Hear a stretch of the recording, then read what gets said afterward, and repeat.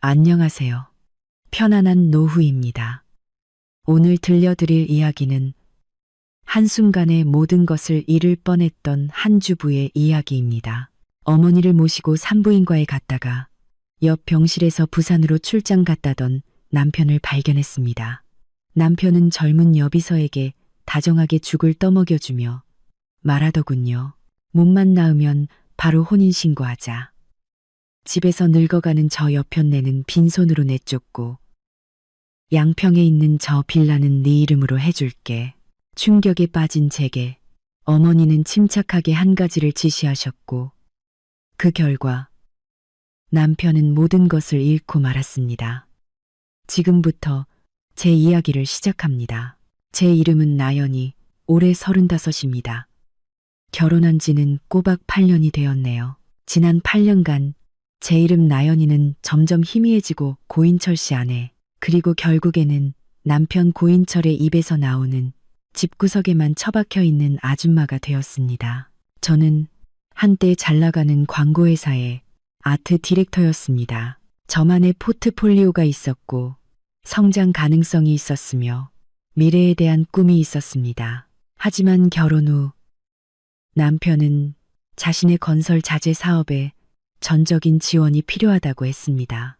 집안을 돌볼 사람이 필요하다고 했습니다. 내가 먹여 살릴게라고 말하던 그의 눈빛은 너무나 진실해 보였습니다. 그래서 저는 사직서를 냈습니다.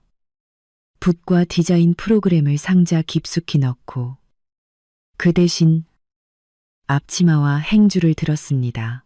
매일의 삶은 새벽 5시 반에 시작되었습니다. 아침 식사를 준비하고 까다로운 남편의 입맛에 맞춰 밥을 짓고 된장찌개를 끓였습니다.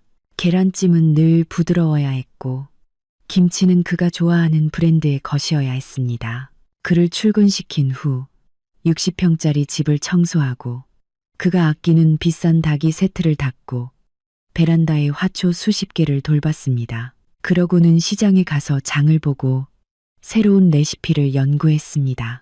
밤에는 그가 돌아오기를 기다렸습니다. 아무리 늦어도 거실에는 항상 등불 하나가 켜져 있었고 주방에는 따뜻한 국이 준비되어 있었습니다. 저는 이것이 사랑이고 아내로서 당연한 도리라고 생각했습니다. 하지만 오늘에서야 깨달았습니다. 그것은 저 혼자만의 희생이었고 그의 눈에는 너무나 당연한, 심지어는 귀찮고 지겨운 존재가 되어 있었다는 것을요. 3일 전 고인철은 제게 중요한 프로젝트 때문에 부산으로 갑자기 출장을 가야 한다고 말했습니다. 아마 3일 정도 걸릴 거라고요. 그는 제 손을 잡으며 늘 그랬듯 안심시키는 차분한 목소리로 말했습니다. 연희야, 내가 없는 동안 장모님 잘 챙겨드려. 연세도 있으신데 무리하지 않게 해드리고 어디 편찮으시면 바로 병원에 모시고 가. 저는 당시 그의 세심함에 감동했습니다. 사업으로 바쁜 와중에도 제 가족을 챙기는구나 싶었죠. 지금 생각해보니 그 다정함은 현실을 덮기 위한 위선이었고 다른 여자를 마음 편히 돌보기 위해 저를 떼어놓으려는 핑계에 불과했습니다. 저희 어머니는 올해 62이십니다. 몸이 그리 건강한 편은 아니셨죠. 얼마 전부터 계속 아랫배가 묵직하게 아프고 밤에 잠도 설치신다고 하셨습니다. 마음이 놓이지 않아 수소문 끝에 서울중앙병원 산부인과에 이 과장님 진료를 예약했습니다. 오늘 아침 저는 모든 일정을 비우고 어머니를 병원에 모시고 갔습니다. 아침 7시 아직 서늘한 초가을 공기를 가르며 어머니를 조심스럽게 부축해 버스에 올랐습니다. 출근 시간이라 버스는 붐볐고 저는 창가 자리에 어머니를 앉혀드리고 제 몸으로 작은 공간을 만들어 드렸습니다. 창백한 얼굴로 창에 기대 눈을 반쯤 감고 계신 어머니는 무의식적으로 아랫배에 손을 얹고 계셨습니다. 엄마, 많이 아프세요? 제가 나지막이 묻자 어머니는 고개를 저으며 힘없는 목소리로 말씀하셨습니다. 늘 있던 일인데 그래도 검사 한번 받아보면 다들 안심이 되니까. 괜히 너만 고생이구나. 무슨 말씀을 하세요. 저는 어머니의 손을 꽉 잡았습니다. 마음 한구석이 시큰했습니다. 지난 몇 년간 저는 남편과 시댁일에만 매달려 정작 어머니께는 소홀했습니다. 병원은 언제나 사람들로 북적였습니다. 접수하고 서류를 작성하고 대기하는데 거의 1시간이 흘렀습니다. 대기실은 빈자리 하나 없었고 공기 중에는 소독약과 사람들의 불안감이 뒤섞인 냄새가 맴돌았습니다. 제 어깨에 기댄 어머니의 이마에는 식은땀이 송골송골 맺혔습니다. 연희야, 아직 멀었니? 거의 다 됐어요, 엄마. 앞에 2명 남았어요. 제가 전자 스크린을 확인하며 어머니를 안심시켰습니다. 조금만 더 참으세요. 끝나고 집에 가면 엄마가 제일 좋아하시는 들깨 미역국 끓여드릴게요. 어머니는 작게 고개를 끄덕이셨습니다. 저는 습관처럼 핸드폰을 꺼내 남편에게 메시지를 보내려 했습니다. 일어났는지, 아침은 먹었는지, 위는 괜찮은지. 대화창을 열고 손가락을 화면 위에 올렸지만 문득 모든 게 부질없게 느껴졌습니다. 이런 일방적인 관심, 언제까지 계속해야 할까요? 그때 간호사의 낭낭한 목소리가 들렸습니다. 김숙자님 계신가요? 네, 여기요. 저는 얼른 어머니를 부축해 진료실 안으로 모셨습니다. 이 과장님은 인상이 온화한 중년의 여의사였습니다. 그녀는 어머니를 앉히고는 저를 향해 말했습니다. 보호자분은 밖에서 기다려주세요. 저는 진료실을 나와 근처 빈자리에 앉았습니다. 여전히 남편의 위장 걱정을 하고 있는 제 자신이 한심했습니다. 나연이, 넌 언제쯤 내 자신을 먼저 생각할래? 기다리는 시간은 길게 느껴졌습니다. 진료실 문이 열리고 닫힐 때마다 다양한 표정의 사람들이 오갔습니다. 20분쯤 지났을까요? 목이 말라 어머니와 제 마실 물을 들어 복도 끝 정수기로 향했습니다. 병원의 복도는 인생의 축소판 같았습니다. 바쁜 발걸음, 억누른 기침 소리, 아기의 울음소리, 간호사의 다급한 외침, 그리고 구석에서 들려오는 낮은 흐느낌까지 모두가 저마다의 사연을 안고 바쁘게 움직이고 있었습니다. 한 병실 앞을 지날 때였습니다. 안에서 익숙한 목소리가 들려왔습니다. 낮고 부드러운 제 뼛속까지 각인된 누군가를 달랠 때 나오는 특유의 느릿한 톤. 제 발걸음이 그 자리에 뒤섰습니다. 심장을 보이지 않는 손이 꽉 움켜쥐는 듯 했습니다. 고인철, 아냐, 그럴 리 없어. 그는 지금 여기서 200km 떨어진 부산에 있을 거야. 호텔 회의실이나 거래처와의 술자리에 있겠지. 잘못 들었을 거야. 고개를 저으며 다시 걸음을 옮기려는데 그 목소리가 다시 들려왔습니다. 이번에는 분명한 웃음기와 다정함이 섞여 있었습니다. 자, 천천히 먹어. 뜨거우니까 조심하고. 순간 피가 거꾸로 솟았다가 다음 순간 온몸에서 싹 빠져나가는 듯한 싸늘한 마비감이 찾아왔습니다. 저는 기계처럼 삐걱거리며 고개를 돌려 그 병실을 보았습니다. 문은 완전히 닫히지 않고 손가락 2개 너비만큼의 틈이 있었습니다. 홀린 듯 저는 소리 없이 그 틈으로 다가갔습니다.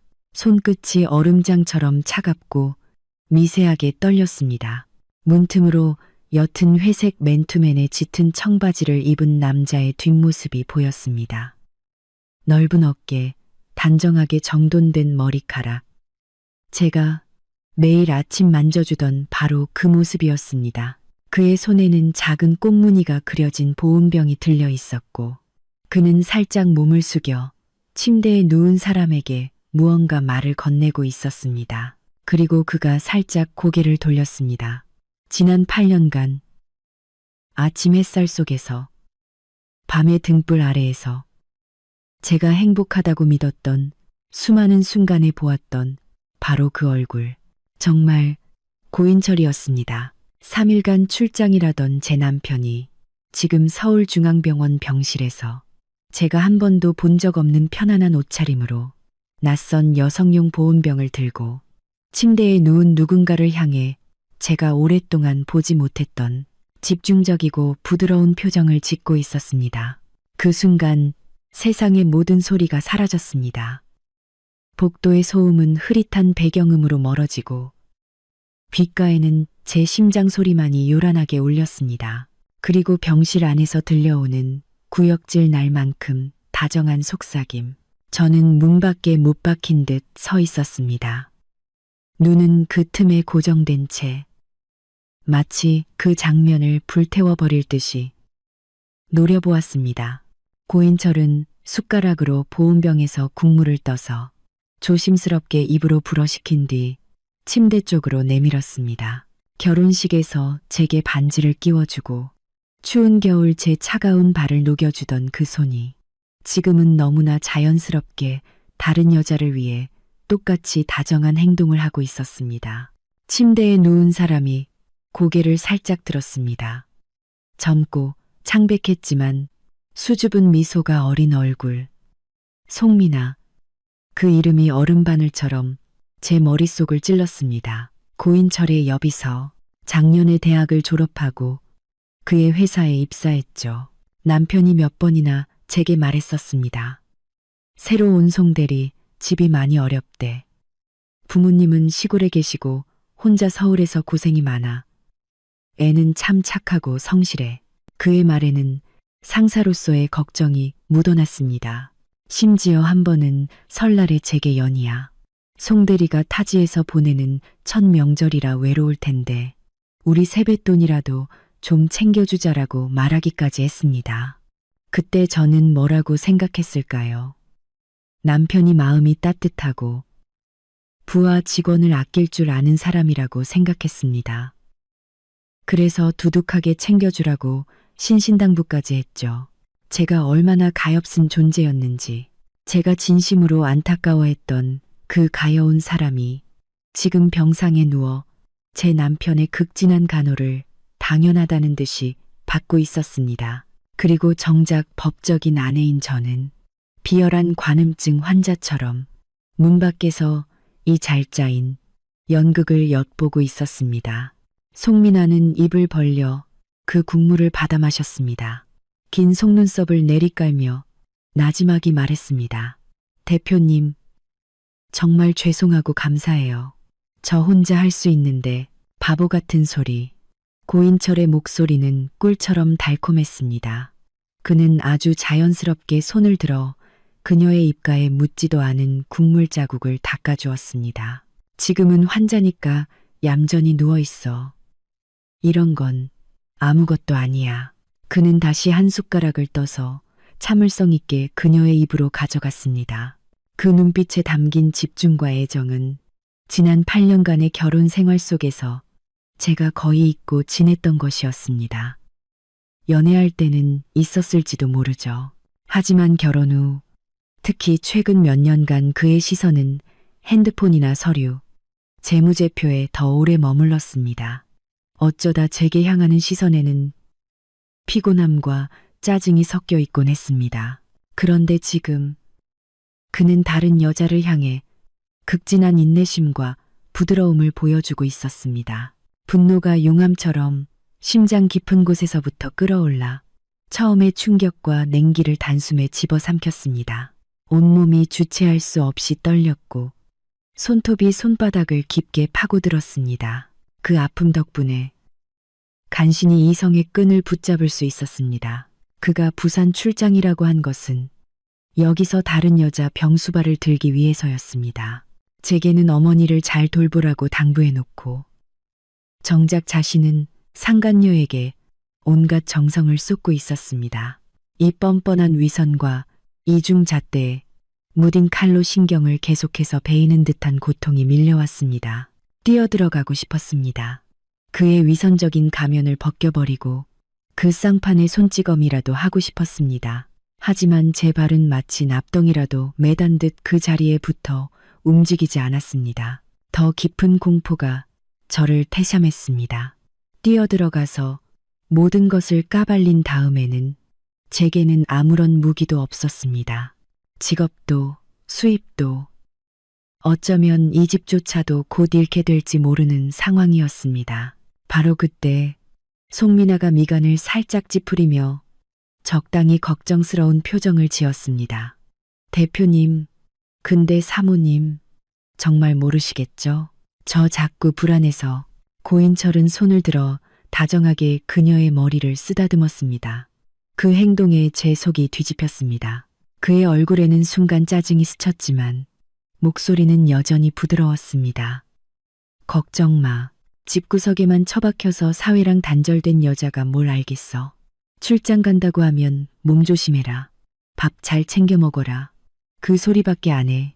다른 생각은 전혀 못한다고. 그는 잠시 말을 멈추더니 입가에 비웃음을 걸었습니다. 멍청하거든. 집에서 늙어가는 여자. 멍청하거든. 모든 단어가 시뻘겋게 달궈진 쇠꼬챙이가 되어 제 고막을 뚫고 심장에 박혔습니다. 눈물이 왈칵 쏟아져 시야가 흐려졌습니다. 저는 이 가정을 위해 제 모든 것을 바쳤습니다. 색채와 선에 민감하고 아이디어와 열정이 넘치던 아트 디렉터에서 그저 반찬 가격이나 걱정하고 식단을 짜는 전업주부가 되었습니다. 그의 셔츠는 손빨래에서 다려야 했고 시부모님의 생신과 취향은 제가 더 잘 알았습니다. 그가 위가 안 좋다고 해서 저는 온갖 종류의 건강식을 만들어 바쳤습니다.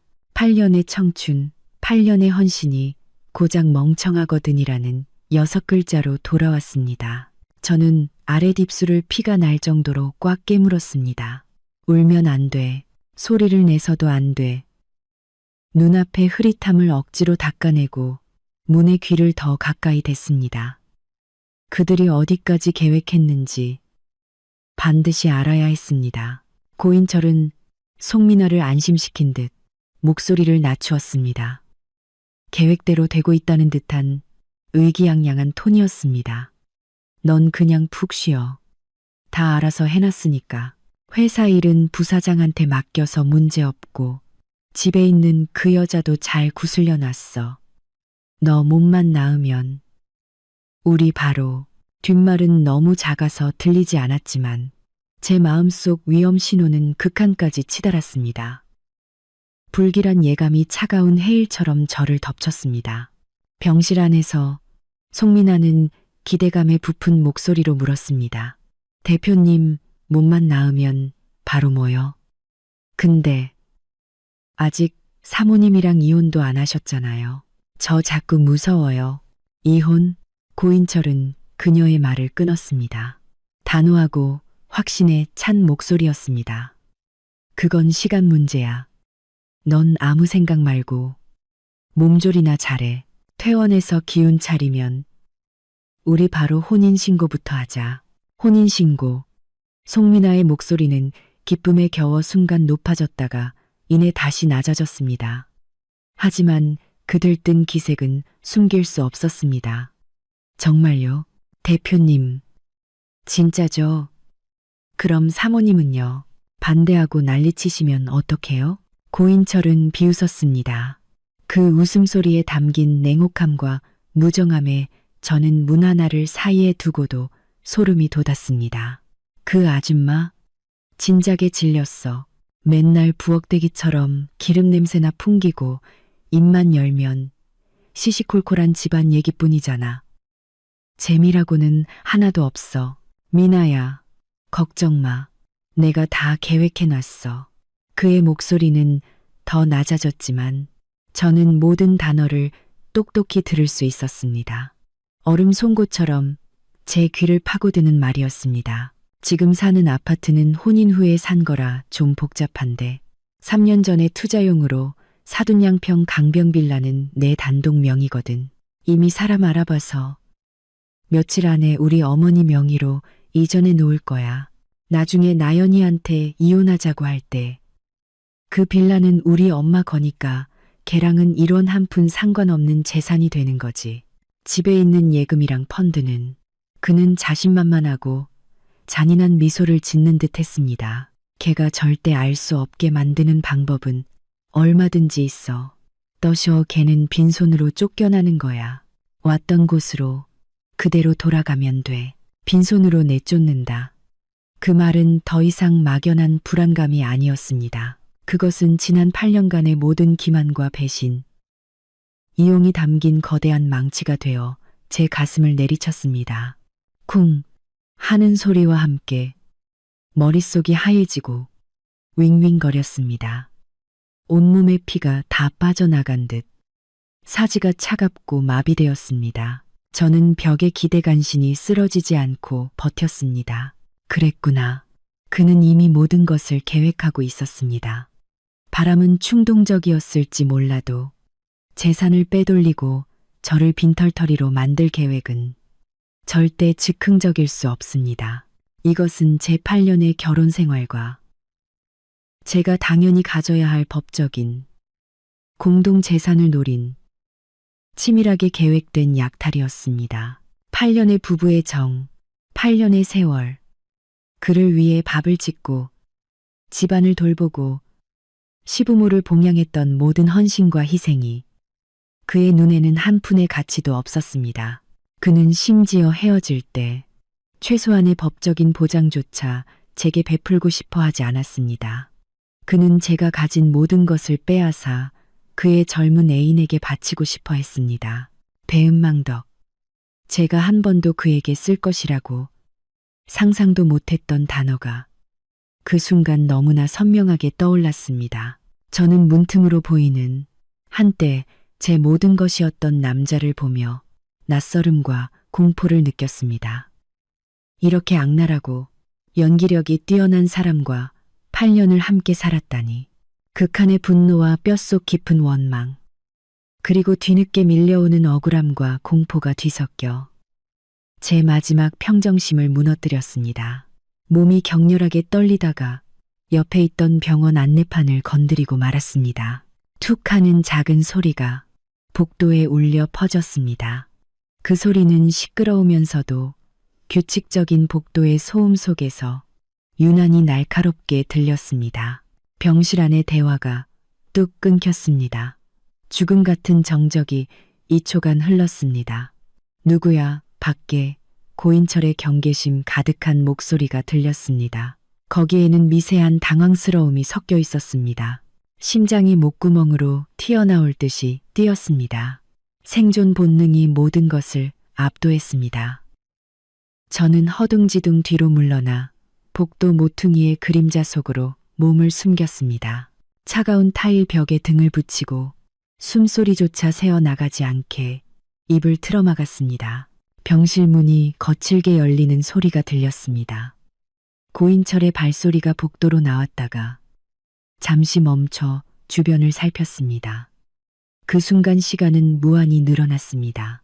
1초가 1년처럼 느껴졌습니다. 저는 그가 경계심 가득한 눈으로 복도 구석구석을 훑어보는 모습을 상상할 수 있었습니다. 몇 초 후 발소리는 다시 안으로 들어갔고 쾅 하는 소리와 함께 문이 전보다 더 단단히 닫혔습니다. 마치 세상에 알려져서는 안 될 비밀을 봉인하려는 듯이. 위기는 일단 지나갔지만 제 긴장과 억지로 버티던 힘도 그 순간 모두 소진되었습니다. 저는 벽을 따라 바닥에 주저앉았습니다. 눈물이 더는 참을 수 없이 터져 나왔습니다. 소리 없이 뜨거운 액체가 차가운 뺨을 타고 흘러내려 손등과 옷깃을 적셨습니다. 슬픔 때문만은 아니었습니다. 그것은 배신과 계산에 대한 분노였고 뒤늦은 공포였으며 제가 헛되이 보낸 8년에 대한, 그리고 제가 하마터면 빠질 뻔했던 망겁의 함정에 대한 뼛속 깊은 냉기였습니다. 제가 8년간 온 마음을 다해 가꿔온 가정이 어느 순간부터 다른 사람들의 먹잇감이 되어 있었습니다. 제가 진심으로 믿고 의지했던 남편은 이미 날카롭게 칼을 갈아 제 등을 겨누고 있었습니다. 바로 그때 따뜻하고 조금은 거친 손이 제 어깨를 가만히 감쌌습니다. 저는 화들짝 놀라 고개를 들었습니다. 눈물로 흐려진 시야 너머로 평온하지만 마음 아픈 기색을 감추지 못한 어머니의 얼굴이 보였습니다. 어머니는 제 뒤에 한동안 서 계셨던 모양입니다. 제 모든 행동을, 그리고 어쩌면 병실 안의 대화까지도 들으셨을지 모릅니다. 엄마. 저는 목이 메어 말을 잇지 못했습니다. 거대한 슬픔이 밀려와 거의 통곡할 뻔했습니다. 인철 씨가 그 비서랑 저를 빈손으로 내쫓으려고 어머니는 아무 말 없이 차갑게 떨리는 제 손을 힘주어 잡아주셨습니다. 마르고 따뜻한 어머니의 손은 세월의 흔적이 느껴지는 거친 감촉이었지만 이상하게도 제게 단단한 힘을 전해주었습니다.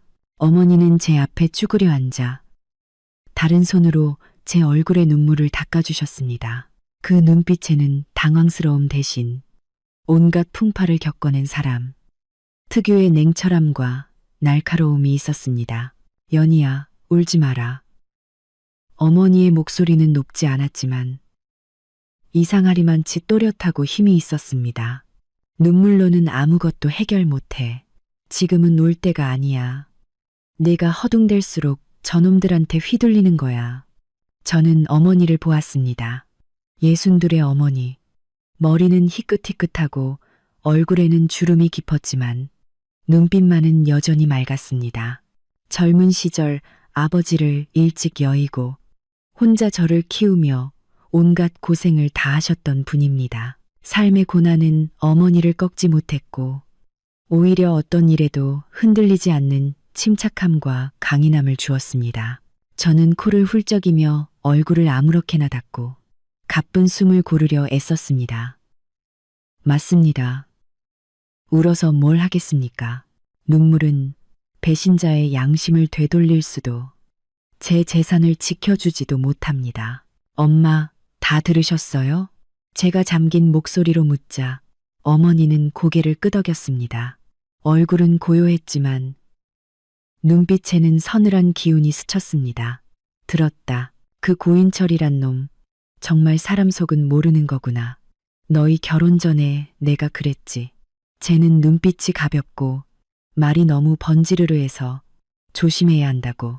근데 넌 그때 걔가 해주는 달콤한 말 몇 마디에 넘어가서 저는 고개를 숙였습니다.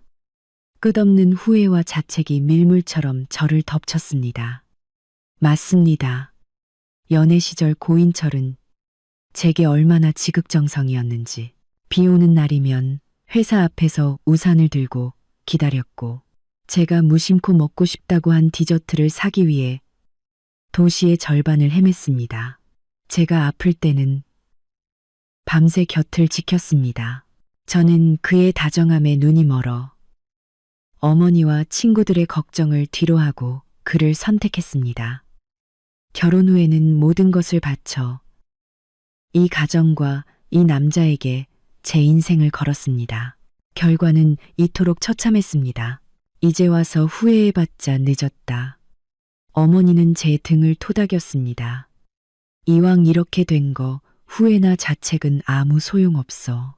중요한 건 이대로 당하고만 있을 수는 없다는 거야. 저놈들 뜻대로 되게 놔둘 순 없지. 그가 저를 빈손으로 내쫓겠다고?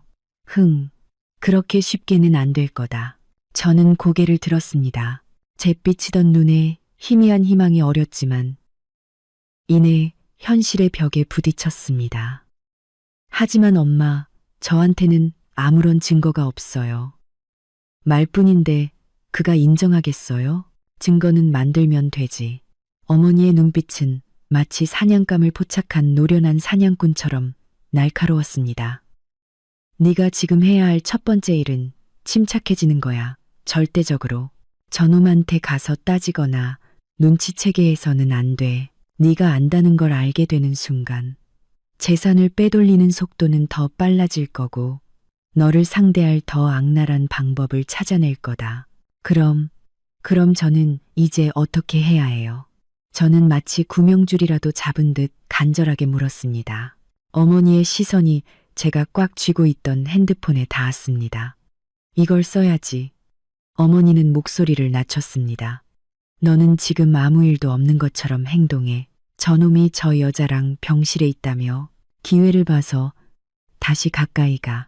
그리고 걔들이 하는 말, 행동, 특히 바람 피우는 거랑 재산 빼돌리는 거, 너를 빈손으로 내쫓겠다는 말을 똑똑히 녹음해.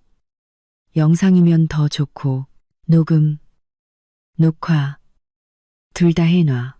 저는 병실 쪽을 보았습니다. 다시 그곳으로 가라고요.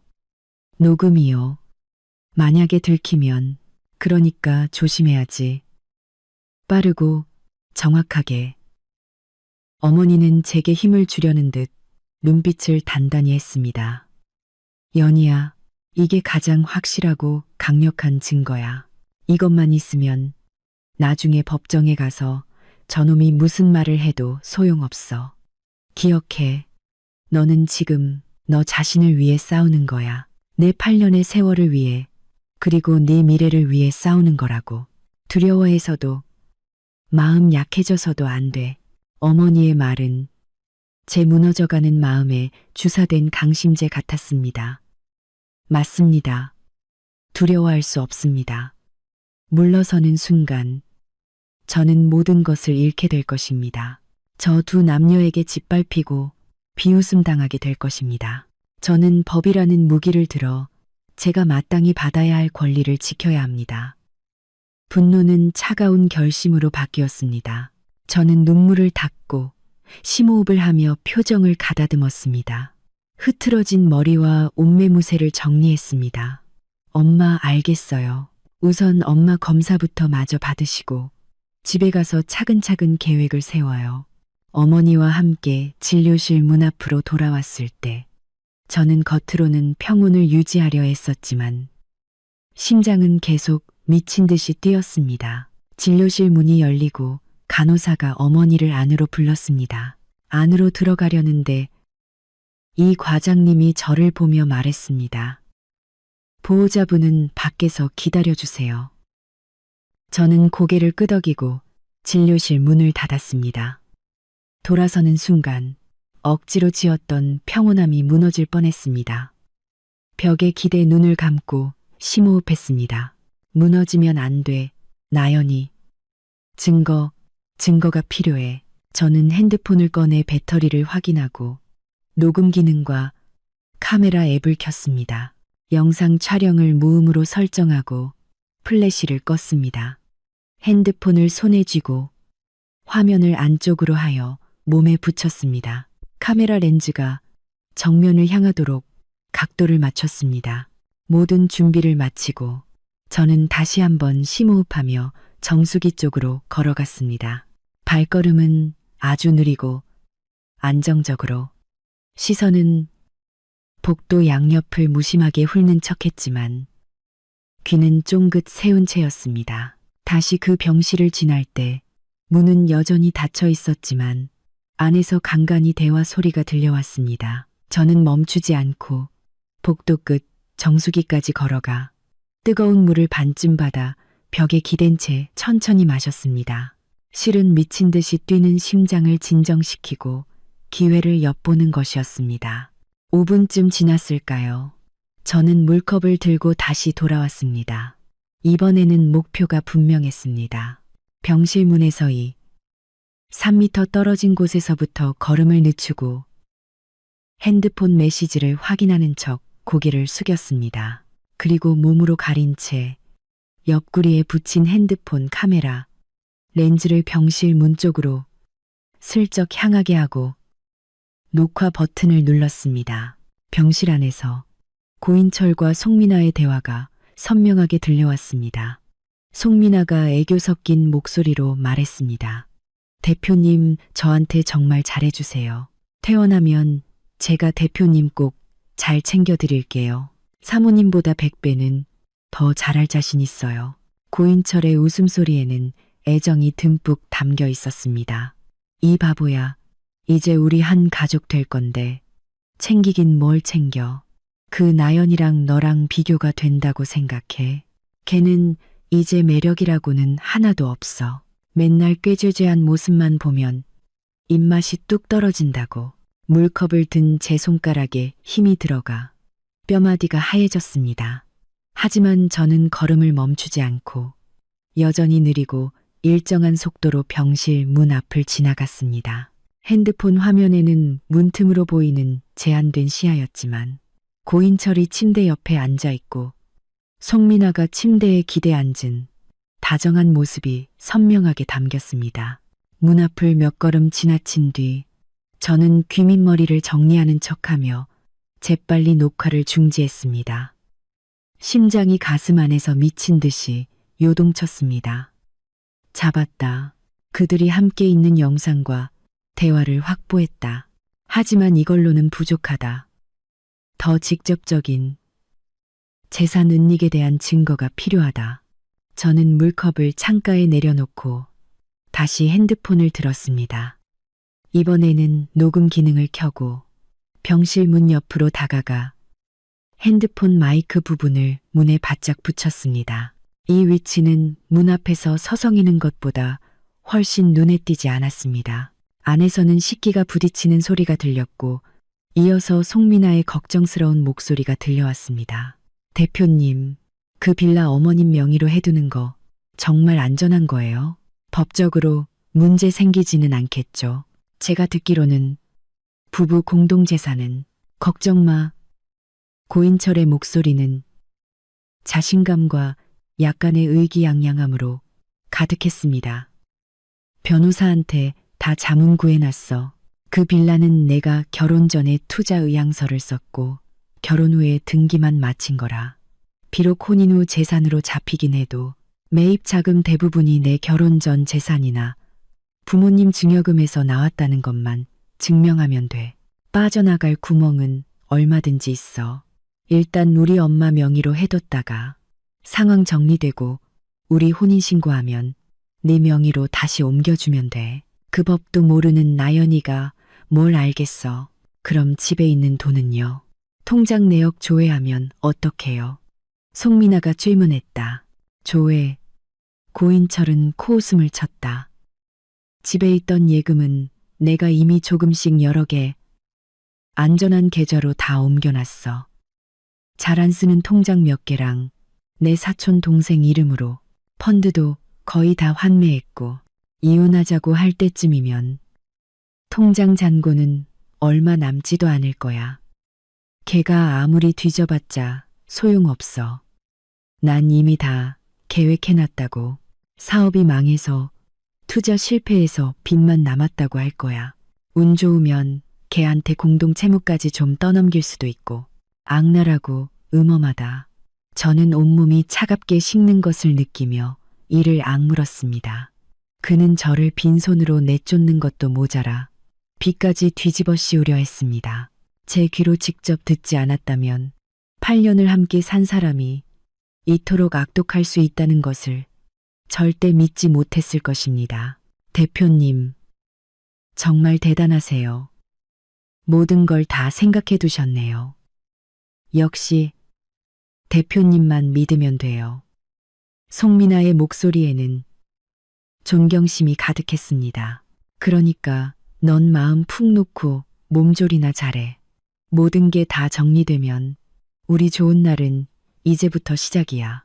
저는 충분하고도 치명적인 대화 내용을 확보했습니다. 조심스럽게 핸드폰을 떼어 녹음을 중지하고 이 두 개의 소중한 녹음과 영상 파일을 즉시 백업했습니다. 하나는 암호화된 클라우드에 다른 하나는 어머니의 카톡으로 전송했습니다. 그리고 핸드폰의 전송 기록을 삭제했습니다. 이 모든 것을 마치고 나니 등이 식은땀으로 축축했습니다. 저는 정수기로 달려가 이미 식어버린 물을 단숨에 들이켰습니다. 차가운 액체가 목을 타고 넘어가며 타오르던 분노를 조금이나마 식혀주었습니다. 진료실 밖으로 돌아오니 마침 어머니가 검사를 마치고 나오셨습니다. 이 과장님이 뒤따라 나오며 제게 말했습니다. 어머님 검사 결과 노인성 지렴이랑 골반에 물이 살짝 고인 것 외에는 큰 문제는 없으세요. 약 처방해 드릴 테니 잘 챙겨 드시고 푹 쉬시게 하세요. 정기적으로 검진 받으시면 됩니다. 저는 안도의 한숨을 내쉬었습니다. 적어도 어머니의 건강에는 큰 이상이 없었습니다. 처방전을 받아들고 감사 인사를 한 뒤 어머니를 부축해 진료실을 나왔습니다.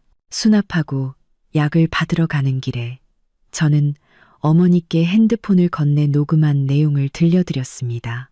어머니는 모든 것을 듣고 얼굴이 굳었지만 눈빛은 여전히 침착했습니다. 어머니는 제 손을 꽉 잡으며 나지막이 말했습니다. 잘했다, 연희야. 이건 빼도 박도 못하는 증거야. 이제 집에 가서 다음 계획을 차근차근 세우자. 집으로 돌아오는 버스 안에서 저는 빠르게 스쳐 지나가는 창밖 풍경을 보았습니다.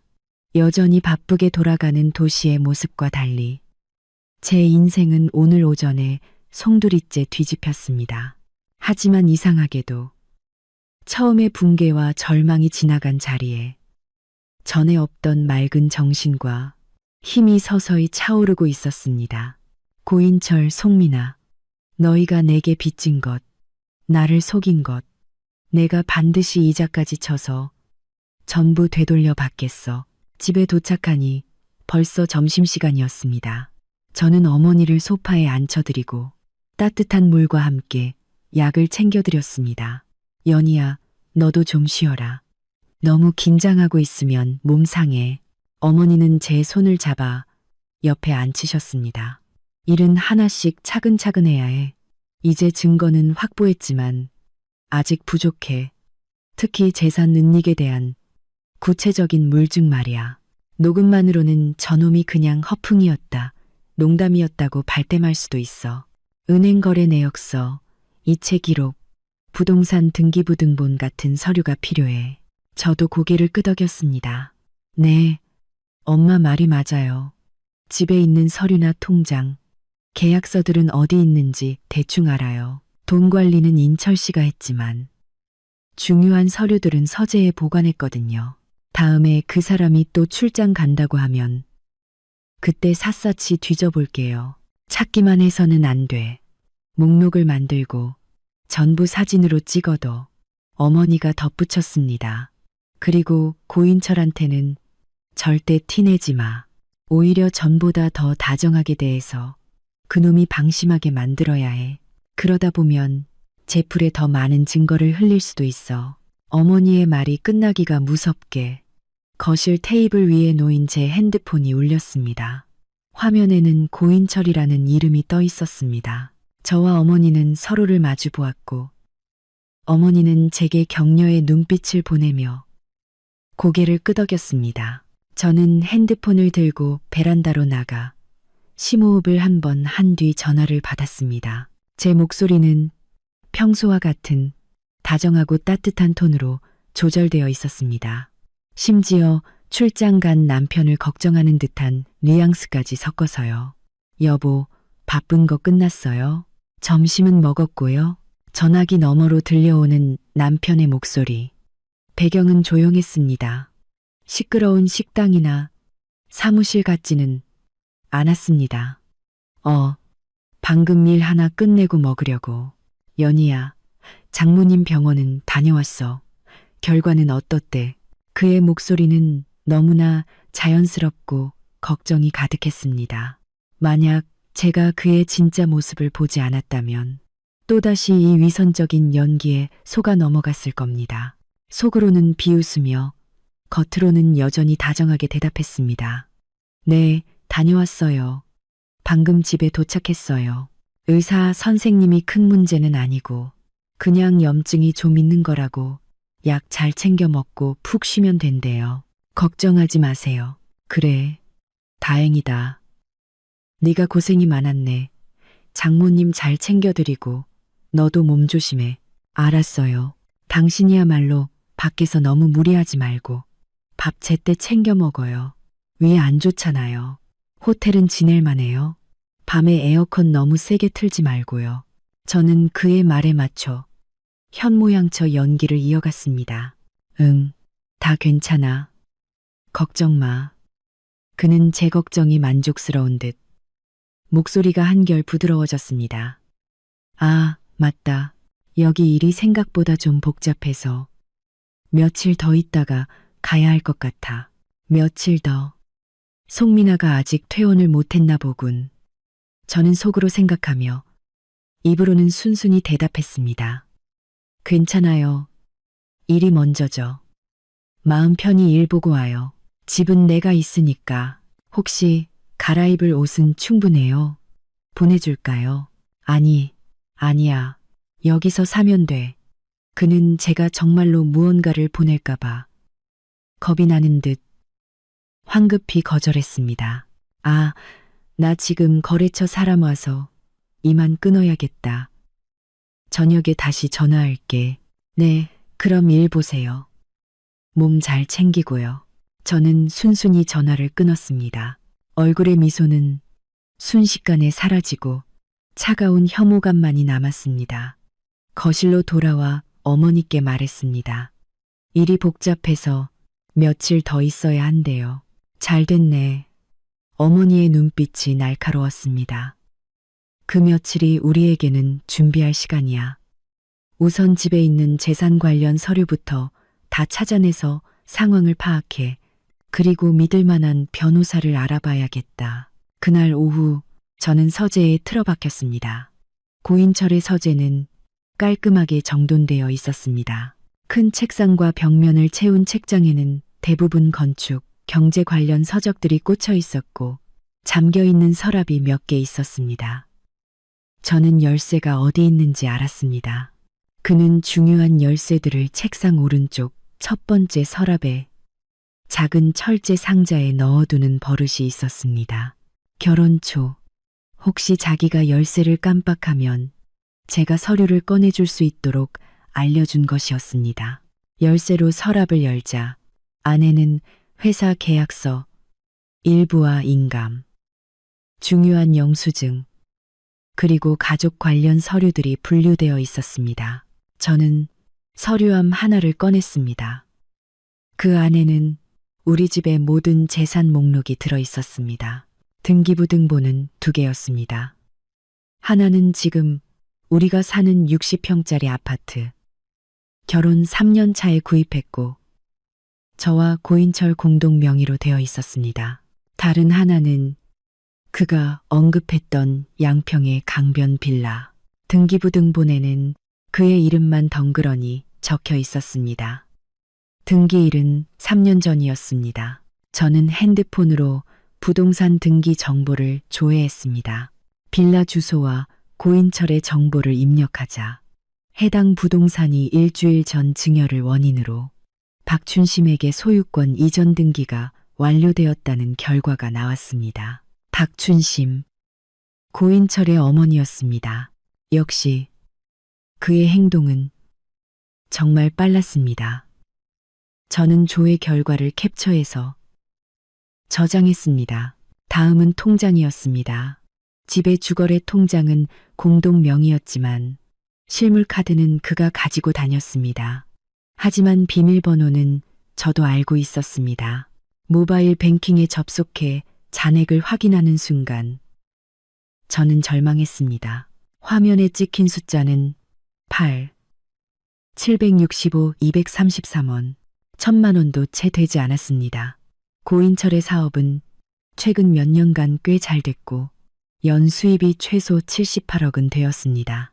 각종 투자 수익까지 합치면 생활비를 제외하고도 매년 최소 34억은 저축할 수 있었습니다. 이 통장에는 분명 30억 원 이상의 유동자금이 있었습니다. 거래 내역을 조회해보니 최근 반년 사이에 거액이 여러 차례 빠져나갔습니다. 가장 큰 금액은 박춘심에게 이체된 5억 원, 명목은 주택 구입 자금이었습니다. 다른 3억 원은 낯선 이름의 계좌로 이체되었습니다. 예금주 이름은 이진우, 고인철의 사촌 동생이었습니다. 명목은 대여금, 그 외에도 몇 천만 원 단위의 이체 기록이 수두룩했고 출처는 불분명했습니다. 펀드 계좌의 상품들도 모두 환매된 상태였습니다. 고인철은 이미 계획적으로 우리의 공동 재산을 조금씩 빼돌리고 있었던 것입니다. 저는 물건을 부수고 싶은 충동을 억누르며 등기부등본, 은행 거래 내역, 펀드 환매 기록 등을 모두 사진으로 찍어 암호화된 앨범에 정리했습니다. 그리고 서랍을 더 뒤져 그의 보험증권, 차량 등록증 등을 찾아냈습니다. 차 두 대 모두 그의 명의였습니다. 모든 것을 정리하고 나니 이미 날이 어두워져 있었습니다. 저는 책상 위에 펼쳐진 지난 8년간의 우리 삶의 결과물들을 보며 쓴웃음을 지었습니다. 한때는 제 안정감의 원천이었던 이 서류들이 이제는 그가 제게서 모든 것을 빼앗기 위해 파놓은 함정의 증거가 되었습니다. 어머니가 조용히 서재문을 열고 갓 끓인 국수 한 그릇을 들고 들어오셨습니다. 일단 좀 먹어라. 몸이 재산이야. 저는 입맛이 없었지만 억지로 몇 젓가락을 넘겼습니다. 엄마, 거의 다 확인했어요. 빌라는 이미 시어머니 명의로 넘어갔고 예금은 대부분 빼돌렸어요. 펀드도 다 환매했고요. 우리가 들었던 거랑 전부 일치해요. 어머니는 제 맞은편에 앉으셨습니다. 표정은 심각했습니다. 상황이 생각보다 더 심각하구나. 이건 계획적인 악성 재산 은닉이야. 우리 힘만으로는 안 돼. 반드시 전문 변호사를 찾아야 한다. 내 오랜 친구 아들이 이혼 전문 변호사인데 실력도 좋고 정의감도 투철하다고 들었어. 내가 지금 바로 전화해 볼게. 어머니의 친구 아들인 장정민 변호사는 상황을 간략히 듣고는 그날 저녁 바로 집으로 와주겠다고 했습니다. 저녁 8시 장 변호사가 도착했습니다. 40대 초반으로 보이는 그는 금태 안경에 단정한 정장 차림으로 전문적이고 유능해 보였습니다. 저는 제가 정리한 서류와 사진, 그리고 병원에서 녹음한 결정적인 증거 파일을 그에게 보여주었습니다. 장 변호사는 모든 자료를 꼼꼼히 검토하고 녹음 파일을 주의 깊게 들었습니다.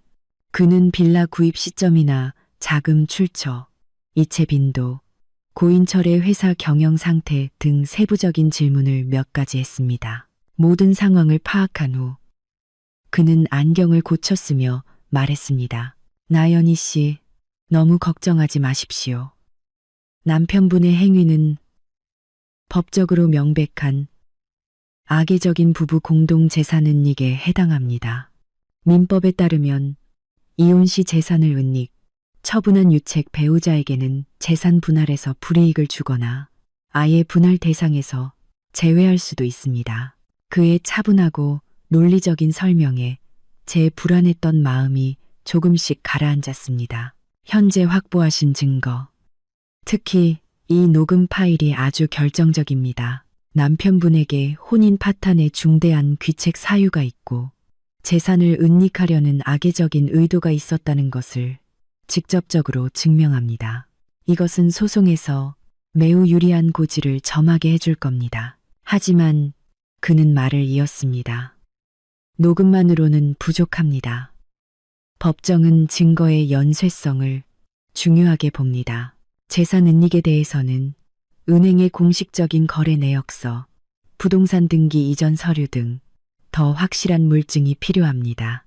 그리고 고인철 씨가 이미 경계하고 있을 수 있으니 지금부터는 겉으로는 평소처럼 행동하시되 안으로는 치밀하게 움직여야 합니다. 정면 충돌은 피하고 그가 제 발로 더 많은 증거를 드러내도록 유도해야 합니다. 재산 증거 외에도 상간녀와의 관계를 입증할 다른 증거들, 예를 들어 메시지 기록이나 사진, 함께 여행 간 기록 등을 추가로 확보하면 좋습니다. 변호사님, 그럼 제가 구체적으로 뭘 해야 할까요? 첫째, 내일 당장 은행에 가서 최근 몇 년간의 모든 거래 내역서를 발급받으세요. 신분증, 혼인관계 증명서, 등본을 챙겨가시고 필요하면 저희 로펌 명의로 협조 공문을 보내드리겠습니다. 둘째, 고인철 씨 회사에 대한 정보를 최대한 수집하세요. 셋째, 그의 동태를 계속 살피되 절대 들키지 마십시오. 넷째, 모든 증거는 클라우드, USB 등 여러 곳에 백업해두세요. 장 변호사는 밤 10시가 넘어서야 돌아갔습니다. 그가 돌아간 후 거실에 앉은 저와 어머니는 비록 지쳤지만 눈빛만은 초롱초롱했습니다. 이제 방향이 보였습니다. 연희야, 장 변호사 말대로 하자. 내일 엄마가 은행에 같이 가줄게. 우리 차근차근 그놈의 가면을 한꺼풀씩 벗겨내자. 다음 날 아침, 저와 어머니는 각자 움직였습니다. 어머니는 지인들을 통해 고인철의 회사 상황과 시댁 쪽 동태를 파악하기로 했고, 저는 모든 서류와 통장을 챙겨 은행으로 향했습니다. 주거래 은행에서 최근 3년간의 상세 거래 내역을 요청하자 직원은 본인이 아니면 안 된다며 난색을 표했습니다. 저는 혼인관계 증명서를 보여주며 부부 공동 재산임을 주장하고 법적 분쟁 가능성을 언급했습니다. 결국 직원은 상사에게 보고한 뒤 서류를 발급해 주었습니다. 프린터에서 수십 장의 거래 내역서가 쏟아져 나왔습니다. 거기에는 충격적인 기록들이 가득했습니다. 최근 1년 사이에만 5억 원이 넘는 거액 이체가 5번이나 있었습니다. 박준심에게 5억, 이진우에게 3억, 그리고 8억 원은 낯선 건설자재, 무역회사로 이체되어 있었습니다. 명목은 대금이었지만 그 회사의 법인 대표는 송민아의 먼 친척이었습니다. 2억 원은 손아영이라는 개인 계좌로, 그리고 1억 5천만 원은 한 고급 산부인과 병원으로 이체되어 있었습니다. 수납인은 송민아였습니다. 날짜는 불과 2주 전. 그렇다면 송민아는 단순한 병이 아니라 유산이나 출산 후 조리를 위해 입원했던 것일 수 있습니다. 그 생각에 속이 메스꺼웠습니다. 저는 모든 거래 내역서에 은행 직인의 날인을 받아 증거로서의 효력을 강화했습니다. 다른 은행에서도 비슷한 방식으로 모든 기록을 확보했습니다. 모든 통장의 잔고는 바닥을 보이고 있었습니다. 은행을 모두 돌고 집에 오니 오후였습니다. 어머니도 돌아와 계셨습니다. 알아보니 고인철 회사 상황이 겉보기와는 달리 안 좋은가 보더라. 자금난이 심하다는 소문이 있어. 그리고 시어머니는 동네방네 아들이 양평에 경치 좋은 집 사줬다고 자랑하고 다녔단다. 저는 은행에서 확인한 사실들을 어머니께 말씀드렸습니다. 특히 산부인과 이체 기록에 대해 이야기하자 어머니의 얼굴이 굳었습니다. 짐승만도 못한 놈, 부부 공동 재산으로 바람난 년 뒤치다꺼리를 해주고 있었구나. 연희야, 이것도 확실한 증거다. 그리고 그 송민아라는 애에 대해서도 좀 알아봤다. 시골 출신의 집안이 어렵고 남동생 학비까지 대주고 있더구나. 회사에서는 이미 고인철이랑 그렇고 그런 사이라는 소문이 파다했어. 아무도 너한테 말을 못했던 거지. 저는 눈을 감았습니다. 결국 저만 바보였습니다. 온 세상이 다 아는 사실을 저 혼자만 행복한 결혼이라는 착각 속에 빠져 모르고 있었던 것입니다. 엄마, 이제 어떡해요? 바로 소송을 걸어야 할까요? 아니, 아직은 아니야. 어머니는 고개를 저었습니다. 소송은 최후의 수단이야. 아직 증거가 완벽하지 않고 섣불리 움직이면 저놈이 더 극단적으로 나올 수 있어.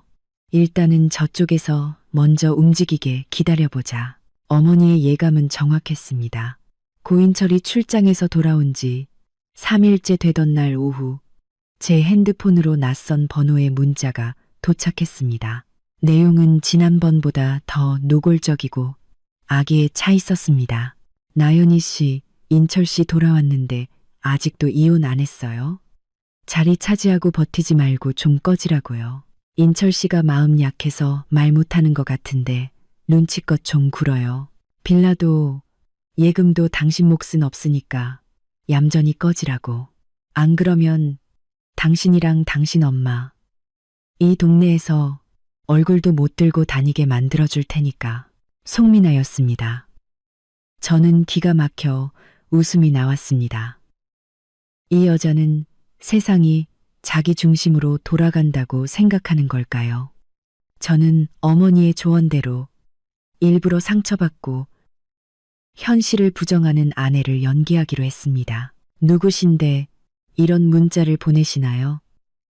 인철 씨는 제게 아주 잘해주고 우리 사이는 문제 없어요. 그 사람이 그럴 리 없어요. 당신이 착각했거나 누가 장난치는 거겠죠. 문자는 거의 즉시 답장이 왔습니다. 장난, 웃기지 마요. 나 송민아예요. 인철 씨 비서이자 지금은 그 사람이 사랑하는 여자. 인철 씨가 직접 말했어요. 당신한테 진작에 질렸다고. 나 몸만 나으면 바로 결혼하자고 했다고요. 그 사람은 며칠 전 출장 간 게 아니라 병원에서 계속 나랑 같이 있었어요. 그녀는 제풀에 모든 것을 털어놓았습니다. 저는 계속해서 불쌍한 아내를 연기했습니다. 못 믿겠어요. 증거 있어요. 인철 씨는 그런 사람 아니에요. 증거? 얼마든지 있죠. 잠시 후 제 핸드폰이 연달아 울렸습니다. 사진 여러 장이 도착했습니다. 첫 번째는 고인철이 병상에 앉아 사과를 깎는 사진. 두 번째는 그가 송민아에게 영양비 명목으로 2억 원을 이체한 내역. 세 번째는 송민아의 이름이 적힌 초음파 사진. 그리고 네 번째는 고인철과 그의 어머니가 빌라 명의 이전에 대해 나눈 충격적인 대화 내용 캡처였습니다. 엄마, 빌라 명의 이전 서둘러 주세요. 연희는 모르게 그 여자랑 이혼하면 바로 미나 이름으로 옮겨서 신혼집으로 쓸 거예요.